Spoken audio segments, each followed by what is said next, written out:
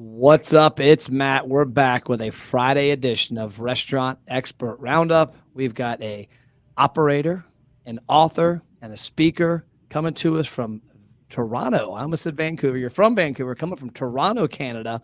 So right across the border. We'll be back right in a minute with Michel.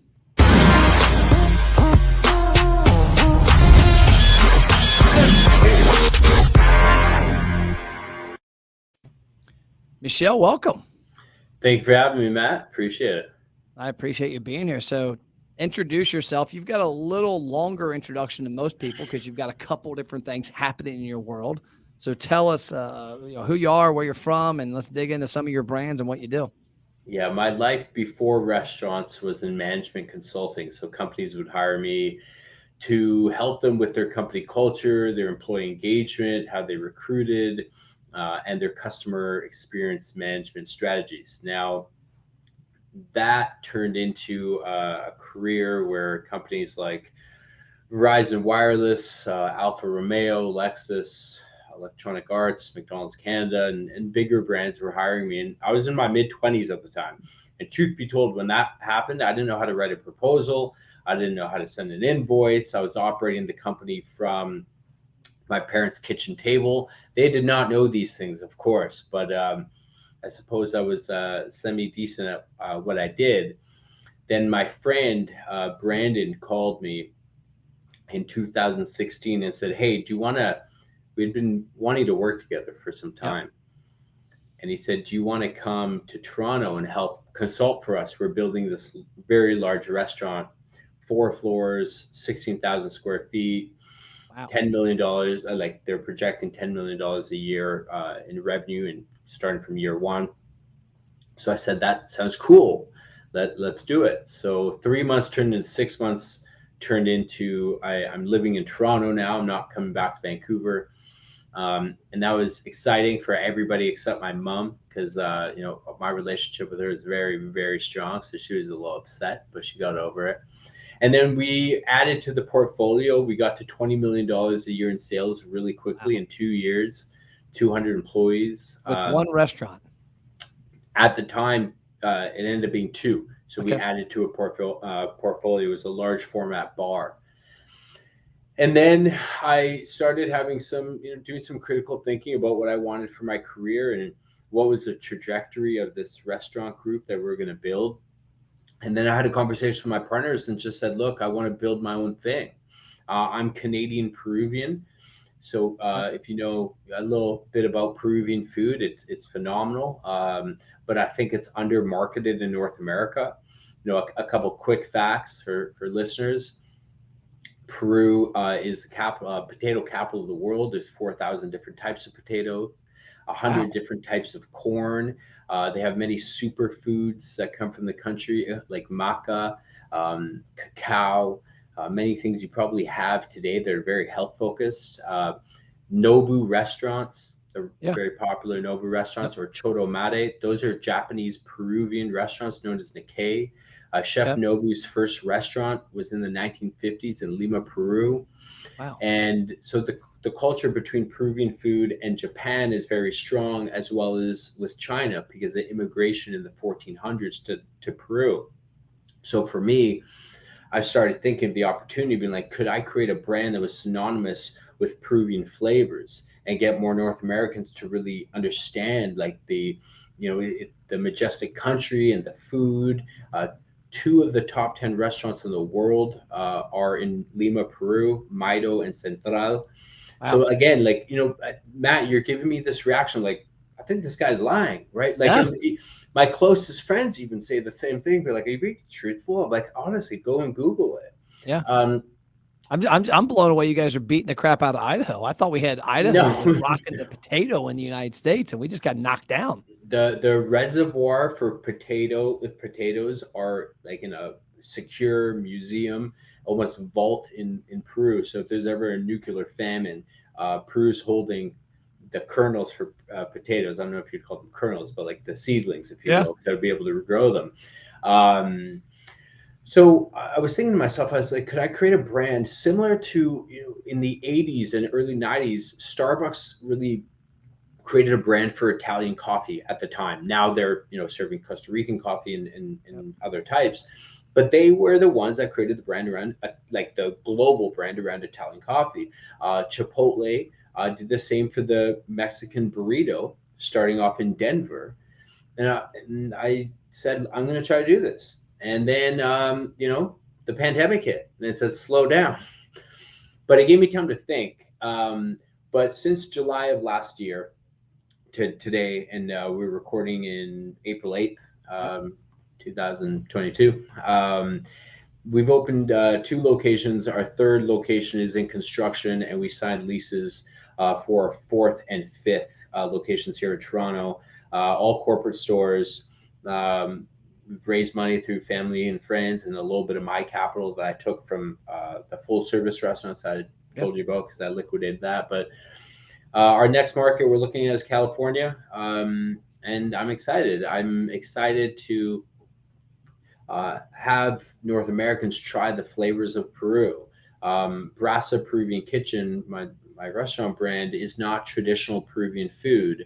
One thing that I've learned about North Americans in terms of consumerism is that we love to call ourselves foodies, but then when we're introduced to a cuisine that maybe we're not entirely familiar with, we might not jump at it like we think we would, right? We'll stick with like Italian. I know that it's safe. I know history tells me I like Italian food.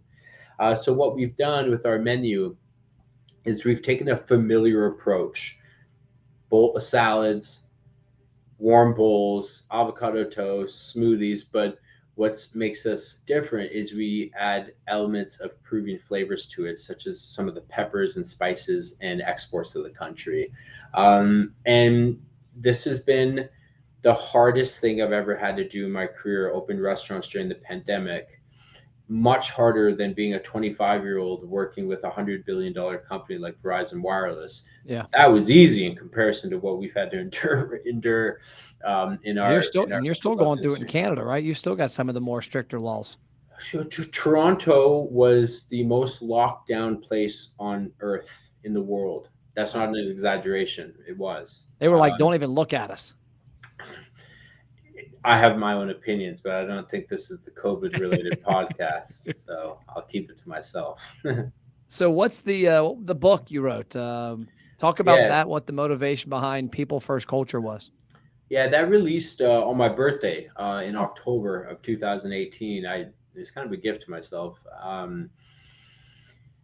I wanted to write a book because just before this, I was a management consultant and then operating restaurants, and individuals would ask like, "Are you still available for consulting?" And I wasn't. I was still doing keynote speaking and hosting workshops, but not consulting. And eventually, I said, "Okay, I got to document all the strategies that I've used over my career, and write a book." And I'd been asked to write a book before, but I'm not in full transparency. I'm not an academic. I can't write a book. I had a company based in Austin, Texas called Scribe Media ghostwrite it for okay. me. They're my thoughts, my strategies, everything. They just kind of did all the typing. But it's about how you can still earn a profit by putting your employees at the core of the company. There's a lot of lip service that is paid to company culture and treating people right. And look at what happened in the pandemic in the restaurant industry. Everybody was shouting and saying there's a labor shortage. And while that is factual, but I think the blame was shifted on the individual and the workforce, when operators should have taken a really good look in the mirror and asked themselves, well, maybe we caused this, Yeah. right? What did we expect paying people very little and treating them poorly, right? Like imagine, Matt, I'm engaged to an incredible woman named Sophia, and you think she would be marrying me if I treated her poorly and barely gave her my Exactly. attention? Of course not. And some might say, well, that's not comparable. Of course it is, because it's human behavior.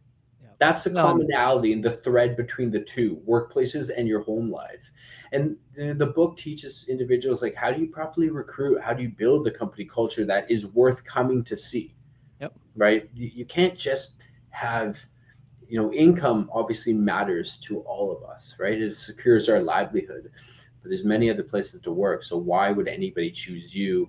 How do you foster this culture? How do you interview people to make sure that their culture fits, and much more? But it's I'm I don't I'm conflicted when I say this. I'm capitalistic, but I feel that there's a right way and a wrong way of how you make your money. And I have a very strong conscience, and I'm not going to do it by stepping on people. Well, and you got to create an environment that people want to be involved with. Of course. We just got done. If you go to TikTok and look me up, you'll see our live video. We just did a 20-minute live video where we do the money bucket every Friday at 2:30. We put a large amount of money in a bucket, and 9 of the people from that division of our company, based on their efforts to help the company the past week, get to reach the money bucket. One of the ladies got $170. So she got a $100 bill out, a 50 and 2 tens. And so, that's fun. That's cool. That's something that rewards the people for the hard work they put in.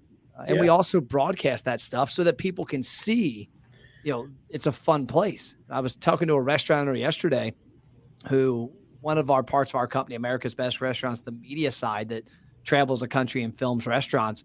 We talk about telling the story. And I was telling him, I said, a lot of restaurants wouldn't have a labor shortage if people saw your story. Like this guy started as a dishwasher 20 something years ago with Outback, eventually owned the Outback, and then eventually owned 3 other brands. And I'm like, when people see that that's the opportunity and they see an environment that really wants them to be involved, wants them to help and thrive, they're going to want to do it. And there's no labor shortage. The reason there was a labor shortage, in my opinion, was there was a lot of people that knew that the job they had wasn't really that great. And they're like, I'll go sit on my butt for 6 months and make paychecks and not doing it, or I'll go to construction where there's a huge demand and more money. Yeah, absolutely. And anytime you make something about money, there's always another option. Our services for our marketing company. I had a guy the other day tell me we're 10 times higher on what we charge up front to work with us. I said, yeah, we're 100 times better. Mm-hmm. But it's anytime you have something based on price, people are just going to keep jumping, keep going to the next guy. Of course. And look, that's always going to be a challenge, but there are some circumstances where individuals will leave money on the table because they rather work for the stronger culture. I'm not recommending that people, take that and exploit it, but that's the fact of the matter is, like, if you can only afford 50,000 for the role, but you can promise them a great culture of respect and dignity and care and learning and development, they may take that 50K instead of 60 at the next place. The big one's dignity. What you said there to me is we had a client recently that we fired, and I should have never taken him on. When we took him on about a year ago, he dropped the F-bomb on me in reference to one of our other employees, and I thought, okay, they had a vibe. They knew each other before the business. There was a misunderstanding. The guys from up north, some of the northerners near Pennsylvania, New York, are a little more brash with how they throw around the F-bomb. It's more of a casual versus like meaning it. Well, I found out this guy truly was a jackass, and he dropped it on. And next thing you know, I'm the one getting it. And I'm like, I should have treated my employee with more dignity and not brought that guy into our world. And this guy should have treated us with dignity. And so that's a big thing, is that people got to know that, they matter. And they matter that, I had a restaurant I saw. What was the show I was watching? Profit with Marcus Lemonis. I don't know if you've seen it or not. Yeah, I have. But he was doing an episode, and this was pre-pandemic when it was filmed, and there was an employee there, and he was kind of watching things, and he had overheard some conversations, and the lady made a comment that the prior owner, she had just got done working a shift instead of going to a friend's funeral because she was forced to work. The owner who had died, the father of the company that was the main brand, would have never let an employee work instead of going to a friend's services. And she said the culture had shifted when the dad died and the kids took over. It was now profit. And no, you don't get a day off. And so that's a huge element. And that was kind of wild to see that on hidden camera and then see it come to fruition of how he was going to help change the culture.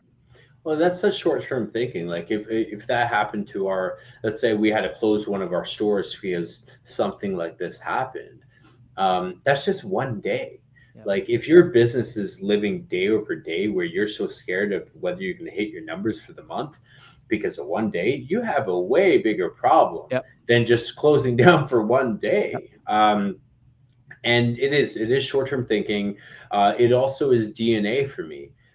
When I'm asked, like, why doesn't every company behave in a benevolent fashion?